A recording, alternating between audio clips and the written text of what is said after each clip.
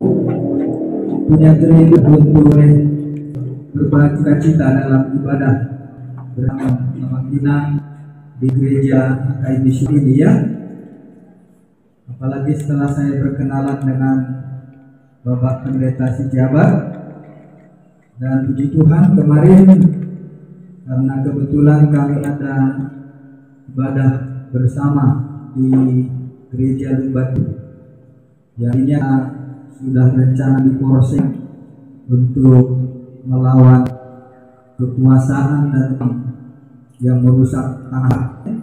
Tetapi negara kita yang juga kita harus makan di bawah perbudakan dengan perusahaan yang sudah merusak alam di Porsia, dan juga tanah Batak sudah tambah hingga banyak korban juga, terutama kaum petani yang sudah sulit untuk mendapatkan akses kehidupan usaha dengan mereka. Tetapi kekuatan kuasa banget itu ya masih luar biasa di negara kita ini, yang tadinya direncanakan di Porsia, tetapi waktu dan tempat sama, mereka juga melakukan ibadah tandingan di tempat itu. Tentu lebih baiklah mungkin kita bentar sesama orang yang maka bermaya dan dia lebih dulu. Dan setelah itu maka berbicara habis dan bahkan yang sama dengan kita tugas menjadi kita untuk dilindungi otak sudah oleh kuat ekonomi dan orang yang mengancam rusak hidup.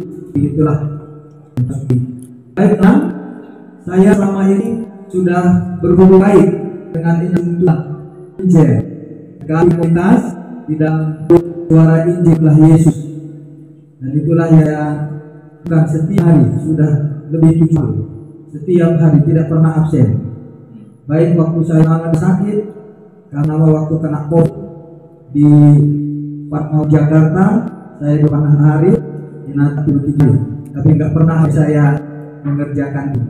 Kemanapun kami saya mengerjakan itu setiap hari. Jadi kalau juga mendapatkan itu ya Tuhan lah, semoga Tuhan memberkati, dan supaya itu sudah mendengar. Dan suara bernyanyi itu saya di ruang tadi ada jemaat saya yang sejak dulu waktu di ruang biasa merekam lagi. Tetapi setelah ngomong dan ternyata memang luar biasa Tuhan kan kemampuan bagi kita gunakan teknologi komunikasi ini ya, sehingga bisa mengerjakan ya direkam masih suara saluran ini rekam dia masih dikopikan. Karunia Tuhan setelah COVID gitu ya, sebelum COVID kita terpikir ternyata banyak Tuhan dan kecerdasan yang diberi kepada kita menggunakan teknologi, menggunakan situasi yang darurat, tapi bekerja melalui orang-orang yang sudah dikaruniai kecerdasan untuk memakai kecerdasan lingkungan untuk kita teman. Nah itulah minat sedikit perkenalan saya kepada Siagian Inata Tahu. Tuhan menyatakan akan 2 laki 1 perempuan, mereka sudah besar, sudah pada kerja, dan belum ada yang menikah. Tapi saya pensiun di KBP 65 tahun ya, jadi tahun saya 65 tahun. Tapi kalau orang melihat saya masih umur 2. Ya, begitulah perkenalan. Saya bersukacita boleh bersama dengan jemaat kita ini, dan kiranya dengan kebenaran Tuhan pada ini juga kita semua diberkati. Firman Tuhan tertulis dalam Keluaran pasal 34 ayat 29 sampai 25. Saya membaca untuk sekalian. Kedua Tuhan dari Gunung Sinai, kedua hukum Allah ada di tangan Musa ketika ia dari gunung itu. Tidak ia tahu bahwa mulia berbahaya oleh karena ia telah bicara dengan Tuhan. Ketika Harun dan segala Israel melihat kulit mukanya bercahaya, maka telah mereka mendekati. Tetapi Musa mereka, maka Harun dan segala petinju itu berbalik kepada Musa bicara pada mereka. Sesudah itu dekatlah segala orang Israel, lalu disangkanya mereka segala bintang itu akan kepada api Sinai. Setelah Musa selesai berbicara dengan mereka, di sebelah mukanya Tetapi apa Musa masuk ke hadapan menghadap Tuhan untuk bekerja, kita hanyalah tunggu sampai ia keluar. Dan apabila ia keluar, dikatakannya kepada orang Israel apa yang ditahkan kepada. Apabila Israel melihat muka Musa, bahwa kulit Musa bercahaya, maka Musa mengunci mukanya kembali sambil masuk menghadap untuk berbicara dengan Tuhan. Yang firman Tuhan.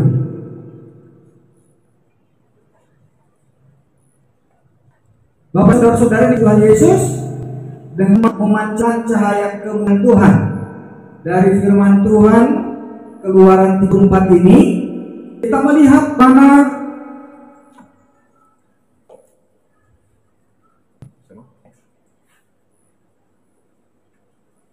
bahkan setelah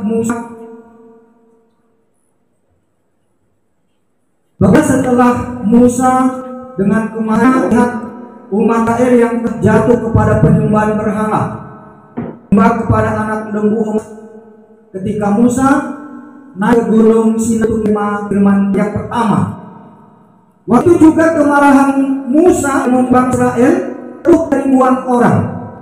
Dengan cara Musa memerintah supaya imam-imam keturunan Lewi mengambil pedang, berjalan di tengah-tengah umat untuk menerabas apa saja, dan hanya 3 orang.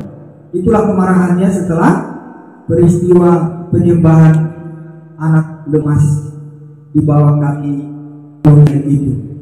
Kemudian setelah itulah Musa naik kembali sesuai dengan perintah, karena kemarahannya waktu itu kedua waktu di bawah berisi 10 firman Tuhan itu dicampakkannya ke anak lemas dan pecah. Sudah pecah tidak lagi, maka Tuhan perintah naik lagi bawa 2 lomba supaya Tuhan tulis lagi kedua lomba batu yang dibawa oleh Musa dari. Nah setelah itulah turun membawa batu yang batangannya, itulah teks pada ini.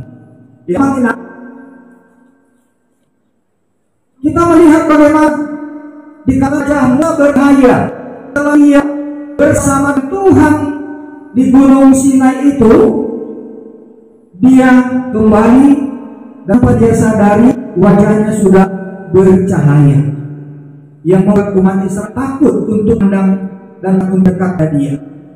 Ini sebagai wujud bahwa setiap orang yang sudah tentang Allah, mungkin dia sadar bahwa dalam dirinya terjadi transformasi, perubahan yang buat itu wajahnya juga yang menjadi bagian renungan damang inang. Setiap orang yang berjumpa dengan pasti dia memandang cahaya kemuliaan Tuhan. Ya, kita seperti itu karena ibadah kita pada saat itu dan kita beribadah di dalam pengalaman perjumpaan kita dengan Tuhan itu masih akan terjadi transformasi yang sadar akan sudah jumpa dengan Tuhan, wajah akan memancarkan kemuliaan. Perbuatan apapun, segala apa yang kita lakukan itu akan berkenan di hadapan Tuhan dan menjadi berkat bagi orang lain. Tetapi kiranya tidak menjadikan orang takut mendekat kita, ya. Nah, semoga orang semakin cinta, semakin ingin untuk jumpa dengan kita setelah kita bertemu dengan Allah. Demikian juga ibadah kita saat ini. Kita pulang dari ibadah ini orang jadi takut melihat kita, tetapi semakin indah kulihat wajahnya. Orang rindu untuk berjumpa karena apa transformasi dalam diri kita. Inilah perilaku orang-orang yang sudah berjumpa dengan Tuhan. Dia akan memarkan kemuliaan Tuhan dan orang juga melihat keberadaan kita seperti Musa yang wajahnya memancarkan cahaya. Tapi kalau sungguh-sungguh dalam ibadah itu hidup sama dengan Tuhan. Tapi kalau kita juga dia ya, tidak akan terjadi perubahan dalam dirinya dan iblis menertawakan dia. Orang juga akan tawakan dan kita akan dicela juga dalam kehidupan kita hari-hari. Kalau dia ibadah tetapi pikirannya entah kemana-mana, cara ibadah juga enggak benar, ya justru nanti yang tapi tidak terjadi perubahan. Nah itu yang terjadi pada wajah Musa setelah pertemuan dengan Tuhan, dan terutama karena dia memegang ke-10 Tuhan batu itu. Nah, umat takut mendekat karena pancaran kebenaran Allah sanggup bagi orang Israel sudah berdosa itu. Ini juga kali menjadi refleksi kita, Bang Ina. Kalau kita sudah berkenan di hadapan Tuhan, orang-orang berdosa akan sanggup memandang kita, mampu lagi untuk berkelakuan yang tidak baik ke kita. Dan banyak kesaksian yang kita dengar dari orang-orang, bahkan dari YouTube, orang yang sudah dalam Kristus, kalau dia sudah sungguh-sungguh di hadapan, kekuasaan ini tidak sanggup lagi merusak. Karena itu Amang Ina, kalau kita sungguh-sungguh Kristus, santet sidonis itu nggak mempan. Ada orang itu pamu, kalau itu pamu, betul murah deh. Nah, jadi orang yang sudah hidup di Kristus, sudah berkenan di hadapan Allah, sias nggak sanggup lagi masuk. Nah, jadi juga harus bagi kita Amang Ina ya. Kalau udah perlu panitia atau pikiran guna, atau belum sidonis, ujian sidonis, nah berarti ada yang belum dalam hidup kita. Harus dibereskan. Jangan sempat kita bersuhan apa sampai memegang atau menghina susu sampai pangan berbaik itu udah sidonis. Kalau naik 20 tahun, 5 udah sidonis. Kalau sini ya pasti akan jadi sidonis. Nah, karena ini orang Kristen yang hidup sungguh dalam Kristus, ulah-ulah sidonis yang mempan. Santet-santet jam-jam akan mempan itu. Karena apa? Kemuliaan Tuhan itu sudah tinggal di dalam hati. Nah, tetapi yang menarik di sini, apa Musa menyembunyi wajahnya? Supaya sangat tidak takutan dia. Nah, jadi banyak umat mulu 5 coba ditatokan dengan cara mata kita sudah takut untuk kepada dia. Ini kita tidak damai kan? Nah, tetapi kepada umat Israel yang berdosa, wajah Musa itu membuat mereka takut karena kemuliaan Allah yang dalam diri itu tidak sanggup berjumpa dengan Musa. Nah, lalu bagaimana harus kita tahu nanti?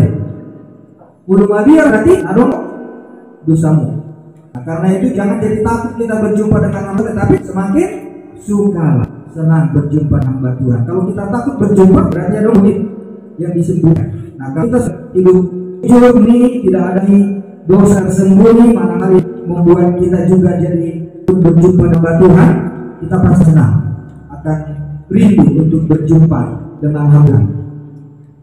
Nah, karena itulah kalau Musa datang kepada bangsa Israel, dia membuat kain penutup melindungi wajahnya supaya dia membuat jemnya. Tetapi dia mau bercenangkan, dia mau masuk ke bait Allah, dia membuka seluruhnya itu bisa berjumpa dengan Tuhan. Nah, artinya di sini Amang Ina, untuk kita berjumpa dengan Tuhan jangan ada hubung. Kalau kita masih menunggu ada ongkop pena bumi berjumpa dengan Tuhan pun akan menerima kita dan berada kita. Harus dibukakan selalu belum dalam hati harus terbuka kepada Tuhan, jangan tutup. Nah, karena itu Musa datang ke Tuhan, dia membuka hubungnya dan dia mau intim berjumpa, berkomunikasi dengan Tuhan. Nah, bagi juga kerinduan seperti itu sudah kita ingin berjumpa dengan Tuhan. Yang ada lagi seluruh yang menuju wajah dan hati kita terutama ya. Karena ada yang tertutup dalam hati untuk bisa berkomunikasi dengan Tuhan. Nah, manfaatkan kesempatan yang Tuhan beri supaya kita bisa jumpa dengan diri dan terbuka ke Tuhan. Nah, dari perang Musa dia membatangi antara Allah dan umat. Begitulah seterusnya. Kalau dia mau berjumpa dengan umat, dia pasti hubung karena tidak sanggup untuk menang dia. Tetapi kalau berjumpa, dia buka semuanya karena dia mau berkomunikasi dengan dibuka dengan Tuhan. Nah, karena itu jangan lagi seperti Musa, itulah kita mestinya ya. Dan itulah yang menjaga episode kita ini nanti. Umat Tuhan tidak bisa komunikasi dengan Tuhan, tetapi melalui Musa. Inilah cirinya perjanjian lama. Tapi kita hidup perjanjian baru. Jadi umat tidak harus hanya beri satu orang yang disebut sebagai hamba atau pemimpin spiritual. Ya, temuan dengan Tuhan kalau kehidupan sehari-hari tadi ya. Kalau kita berjumpa dengan ibadah seperti ini atau dalam doa pribadi kita, kalau kita sudah berjumpa, itu pasti terjadi perubahan hidup dari kita. Akan ada sesuatu membuat kita hidup kita baru dan perilaku kita, perbuatan kita pun akan ada perubahan. Dan kemuliaan Tuhan bercahaya wajah dalam kita. Dan hal ini yang kita harapkan dalam hidup kita sehari-hari. Unang paju paroda pasti ulah rota doakan lomhana. Tidak lagi kita akan lakukan hal yang tidak berkenan pada Allah. Nah, namun di dalam kehidupan perjanjian lama ini itu personal bagi pemimpin spiritual. Itulah perjanjian lama. Dalam perjanjian itu epistemia ya. Kristus mati ini apa yang terjadi pada waktu itu? Jika hire-hire sebagai tempat yang maha itu sudah terubah karena kematian Yesus yang disalib itu. Tidak ada lagi seluruh yang lebih kita. Kita sudah bisa langsung berjumpa dengan Allah karena kematian Yesus. Al-Mati Yesus sebelum kita langsung dohon di batas. Tidak lagi harus melalui hamba Tuhan. Kalau perjanjian lama seperti itu. Nah, kita ini sudah perjanjian baru, perjanjian dia. Nah, karena Yesus sudah mati dan kematiannya itu membuat hubungan kita dengan Allah hingga tidak ada yang melalui kita untuk datang ke tempat yang maha kudus itu. Alani nata pehami marbajuto kesumono dan gabe atau parian muna tu di batang. Kita masing-masing sudah disadar pada Allah melalui Yesus yang sudah mati di kayu itu. Narap di bagasan dunia itu kita. Karena itu kita bisa datang kepada Allah tanpa lagi harus melalui orang tertentu. Kita sudah bisa datang kapan saja ke Allah tidak Tuhan Yesus. Nah, karena itu semata-mata hanya karena Yesus yang sudah mati, yang sudah tirai pembatas itu, semua orang sudah mempunyai kemuliaan Allah. Nah, karena itu amang enak naik main tagadok ada kemuliaan Allah itu bagi kita karena Yesus yang sudah mati di salib itu sudah membuka pintu bagi kita untuk dapat berkomunikasi langsung dengan Allah.